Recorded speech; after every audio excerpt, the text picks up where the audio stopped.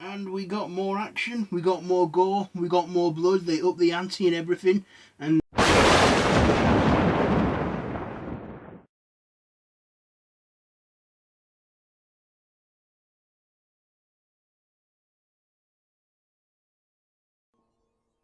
welcome to Fright Night.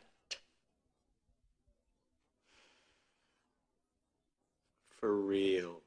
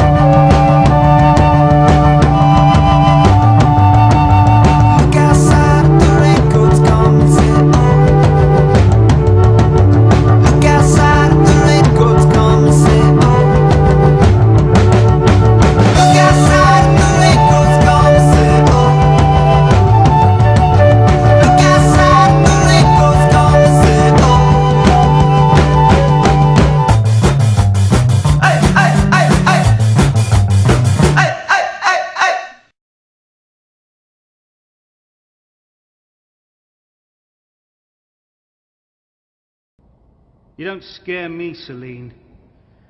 Well, we're going to have to work on that.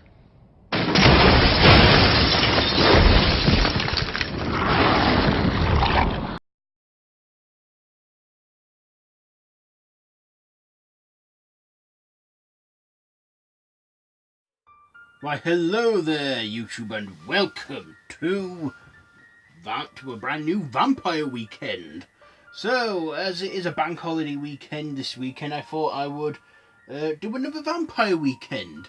Because, well, there's so many,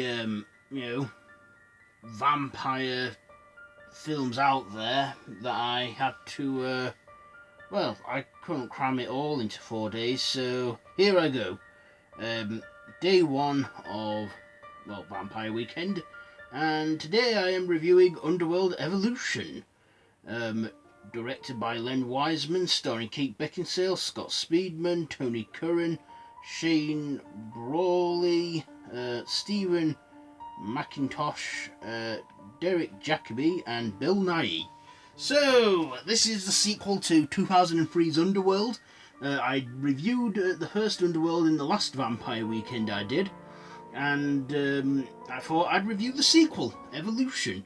So this is the second instalment in the Underworld franchise, carrying straight on from when the first Underworld ended. Celine and Michael the new hybrid, werewolf vampire, Lycan vampire hybrid, go on the run, and we also meet in that universe, the original vampire, Marcus. After Victor was killed, Marcus is awakened and he's not happy. And basically it's like an action chase horror film. And we also get Derek Jacobi in this as their father, who was a fearsome warlord who was the originator of vampire and Lycanism. Okay, so let's just get on to my likes and dislikes. First of all, I like that this was, a little more action-packed than I thought. I also liked, because Bill Nighy's character Victor got killed in the first film, he only exists in flashback sequences at this point. So first of all, I like that. I liked that we still got Bill Nighy in this. I liked the story. I liked Derek Jacobi in this. And I thought he did a great job in this too. I also thought that the story was a bit improved, and we got more action, we got more gore, we got more blood. They upped the ante and everything. And in the UK, the first one was a 15. This one went up to an 18 rated film, and yeah, there's like a hot sex scene in this. There's a lot of more vampirism in it. Now, I feel like now the Underworld series, now the first Underworld, I do see as a vampire and werewolf film, but it's more on the view of the vampires. We don't really see much of stuff from the Lycan's point of view till the third installment. I will review that as well probably in Werewolf Weekend next month in September. That I will do. I also like Kate Beckinsale in this. She was fine as ever, sexy and fast, and with those milky eyes, those sharp fangs. She was just so badass, along with her sidekick who became her love interest, Michael. And that, yeah, I like this film. It was a good sequel. And also at the end of the film, Celine, she could walk in sunlight for some reason, as she couldn't before. And we don't find that out until the third film, but actually she could walk in sunlight because she was carrying Michael's child, having another hybrid for the first time since Sonia and Lucian, which we will find out in the prequel as well, Underworld Rise of the Lycans. But this one, I feel like it really focused a lot more on the vampires than the Lycans.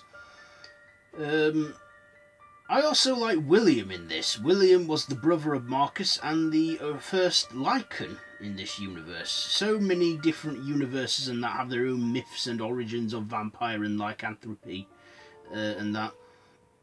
And yeah, even though William's time was brief in the film, I still enjoyed the CGI work that they did on him. He was just a fierce wolf, a monster and that.